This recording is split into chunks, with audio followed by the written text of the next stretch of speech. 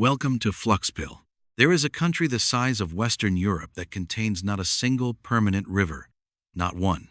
No lakes fed by rainfall, no mountain snowmelt feeding streams that flow to cities, no natural freshwater source of any meaningful scale anywhere within its borders.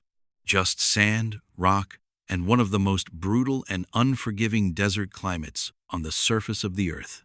And yet, 35 million people live there. Cities of millions of people run air conditioning, fill swimming pools, irrigate farms, run hospitals, brew coffee, take showers, and live lives of modern urban comfort in the middle of a landscape that, by every law of natural geography, should be completely uninhabitable at any meaningful human scale. The country is Saudi Arabia, and the question of how it works, how 35 million people drink, bathe, cook, and survive in a place that nature built with essentially no fresh water, is one of the most extraordinary engineering stories of the modern world. The answer involves the largest desalination network on Earth, hundreds of billions of dollars in infrastructure, pipelines stretching hundreds of miles across open desert, facilities the size of small cities humming day and night to perform one of the most energy-intensive industrial processes humans have ever built at scale. And almost nobody outside the engineers who built it knows it exists. This is the full story of how Saudi Arabia turned the ocean into drinking water, and why the system keeping 35 million people alive is simultaneously one of humanity's greatest engineering achievements and one of its most fragile ones. Let's start with the geography, because you need to understand the scale of the problem before you can appreciate the scale of the solution. Saudi Arabia covers approximately 830,000 square miles of the Arabian Peninsula. It is bordered on the west by the Red Sea and on the east by the Arabian Gulf.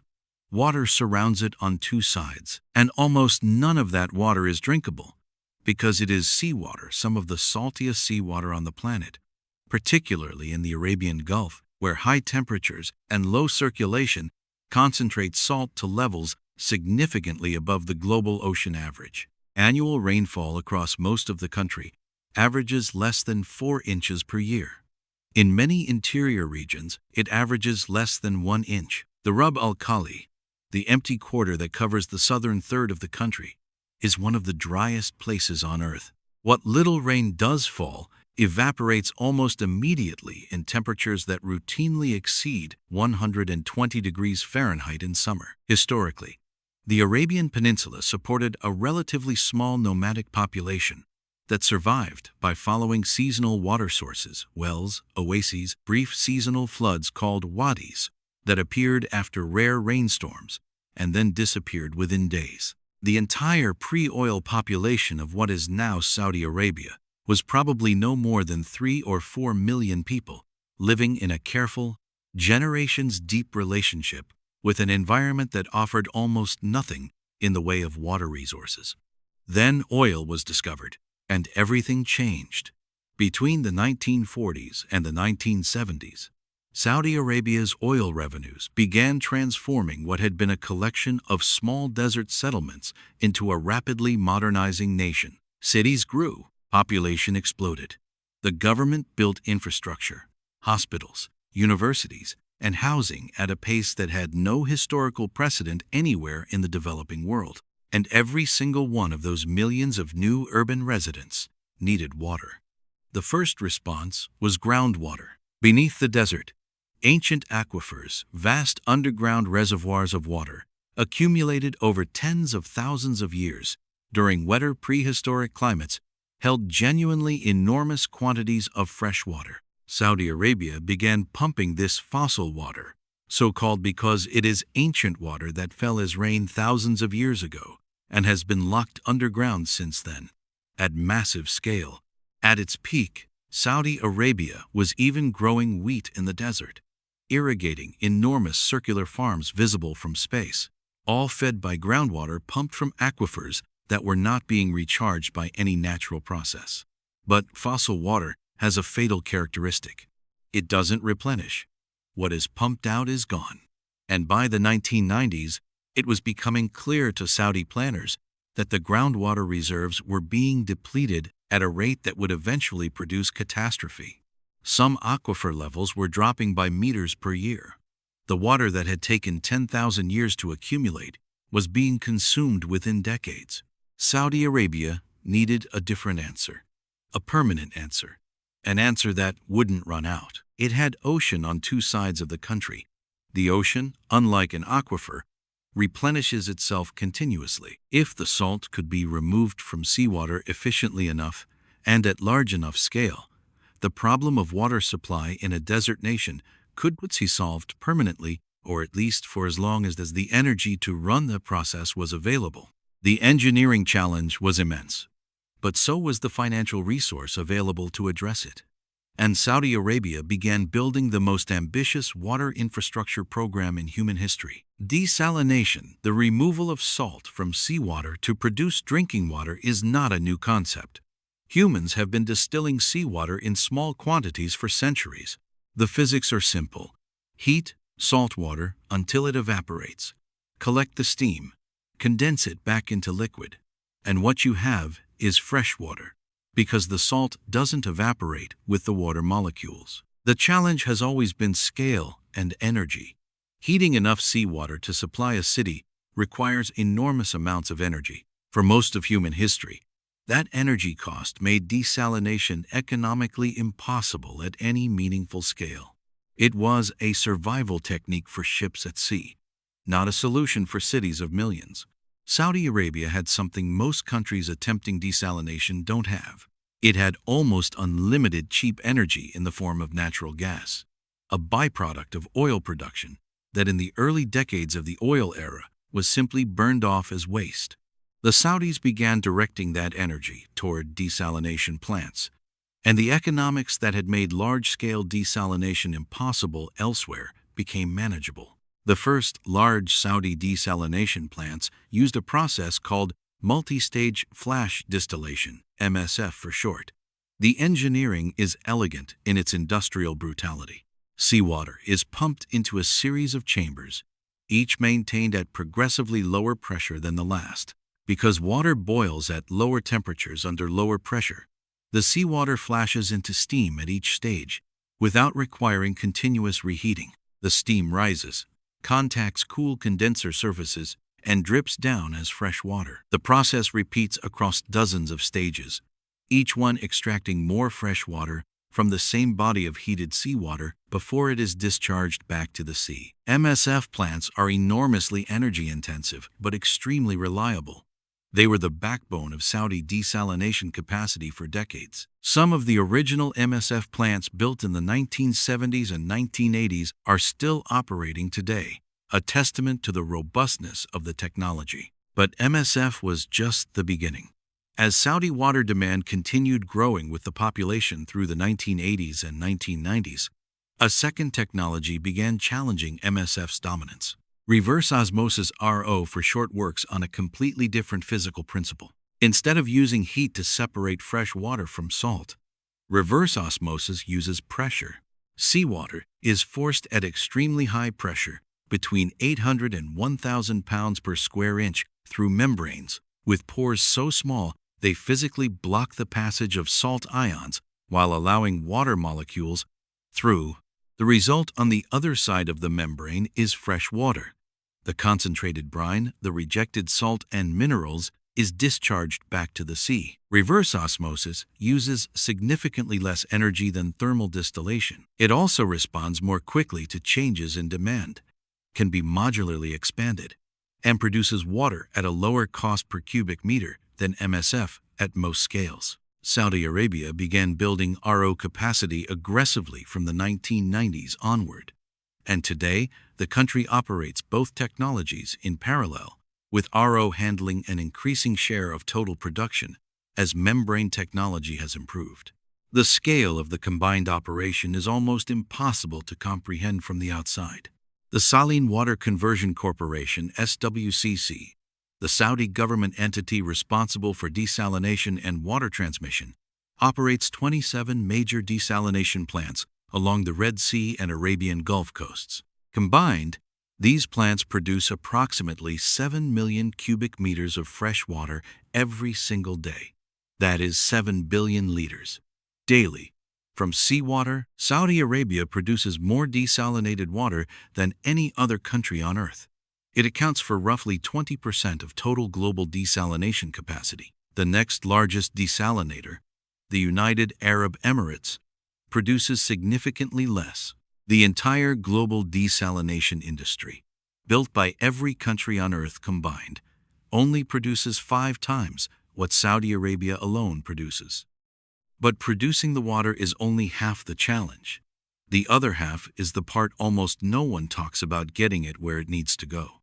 Riyadh, the capital of Saudi Arabia, is home to over 7 million people. It sits in the dead center of the Arabian Peninsula, approximately 250 miles from the nearest coastline, 900 feet above sea level, surrounded by nothing but desert in every direction. There is no river bringing water to it. There is no lake near it. There is no local water source of any consequence. Every drop of water that flows from a tap in Riyadh, that fills a toilet tank, that runs a hospital sterilization unit, that keeps the city alive, has traveled at least 250 miles through a pipeline system that crosses one of the harshest environments on the surface of the Earth. The East-West Pipeline, one of the largest water transmission systems ever built, runs from the desalination plants on the Arabian Gulf Coast across the full breadth of the Arabian Peninsula to Riyadh. Pump stations placed at intervals along the route push the water uphill against the grade of the terrain, consuming enormous amounts of electricity to maintain the pressure and flow rate that a city of millions requires. At peak operation, the pipeline transmits millions of cubic meters of water per day, every day, year-round, without interruption. An interruption of even a few days would be catastrophic for a city that has no alternative supply. The pipeline network is not just the east-west line. There are networks running along the Red Sea coast supplying Jeddah, Mecca, and Medina. Networks serving the eastern province cities of Dammam and Dhahran. Networks extending into the northern regions. In total, thousands of miles of large-diameter steel pipeline crisscross the Saudi desert, forming a water distribution system of a scale and complexity that rivals the country's famous oil pipeline network. And unlike the oil pipelines, which carry a commodity that can be stockpiled and traded if the pipeline stops, if the water pipeline stops, people die. Inside the desalination plants themselves, the operational complexity is staggering. Seawater intake systems must manage marine biofouling, the tendency of sea life to grow on and clog intake screens and internal surfaces. Pre-treatment systems remove suspended solids, organic material, and biological contaminants before the water reaches either the thermal or membrane treatment stages. Post-treatment systems add back minerals that desalinated water is naturally lacking, because pure distilled water is actually corrosive to pipes and unpleasant to drink. The minerals stripped out in desalination need to be partially replaced in carefully controlled quantities. The brine concentrate discharged back to the seawater with double or triple the normal salt concentration presents a genuine environmental challenge. In the Arabian Gulf, where natural circulation is already limited and salinity already elevated, the discharge of concentrated brine from dozens of major plants along a confined coastline has measurably increased ambient salinity levels over the past 4 decades. The long-term ecological consequences of this are still being studied, but the trend is not considered benign. The energy consumption of the system is the most acute vulnerability. Saudi Arabia's desalination plants consume roughly 25% of the country's total domestic energy production. Every major desalination facility requires reliable, uninterrupted power supply. Because a power outage at a desalination plant doesn't just stop water production, it risks damaging the membranes, the pre-treatment systems, and the distribution infrastructure in ways that can take weeks or months to repair. This brings us to the question that Saudi planners think about more than any other. What happens if something goes wrong? Storage buffers exist throughout the system. Strategic reservoirs and storage tanks distributed across the country hold several days of water supply for major cities. But several days is not very long. If the desalination plants stop producing, Or, if the pipeline network suffered a major failure, Saudi Arabia's major cities would begin experiencing water shortages within days and a genuine humanitarian crisis within 2 weeks. The country is acutely aware of this vulnerability. The Houthi missile and drone attacks from Yemen that have targeted Saudi infrastructure since 2015 have periodically included desalination plants in their targeting, and the Saudi government has invested heavily in air defense systems, specifically to protect water infrastructure it considers existentially critical.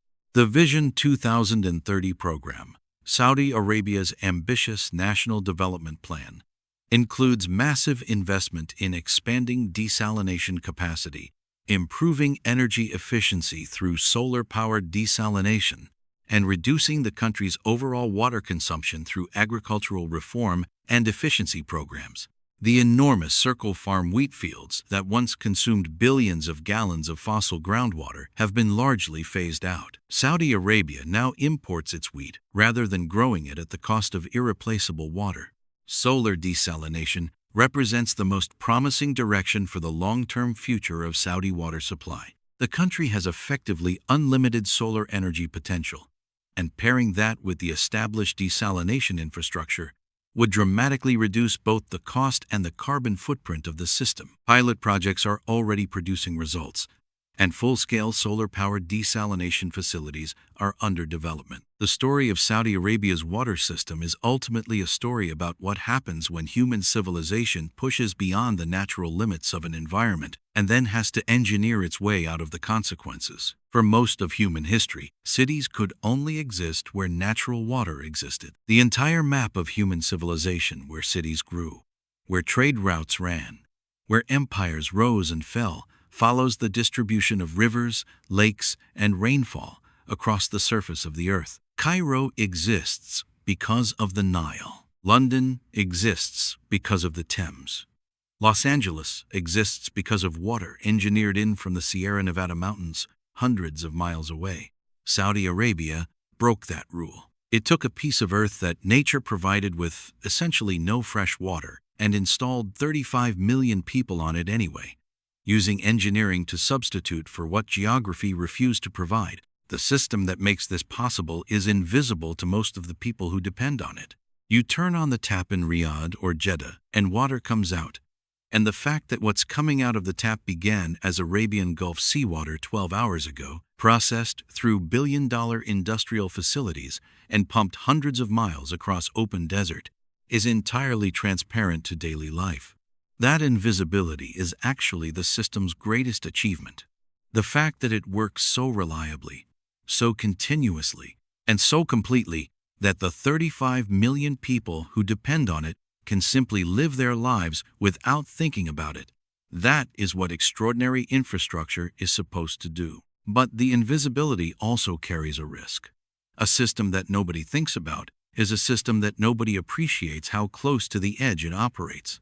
Saudi Arabia's water supply has no natural backup. There is no river to fall back on, no rainfall to catch in reservoirs, no groundwater left at sustainable levels. The engineering is the only thing standing between a modern nation and a desert. And for now, the engineering is holding. 7 billion liters a day, pumped from the ocean, cleaned, treated, pressurized, and sent hundreds of miles through pipe across open desert to reach the taps of 35 million people living in a place that has no business being inhabited at this scale. That is what Saudi Arabia built. That is what keeps it running. And that is why it stands as one of the most consequential, most expensive, and most quietly astonishing pieces of infrastructure on the surface of the earth.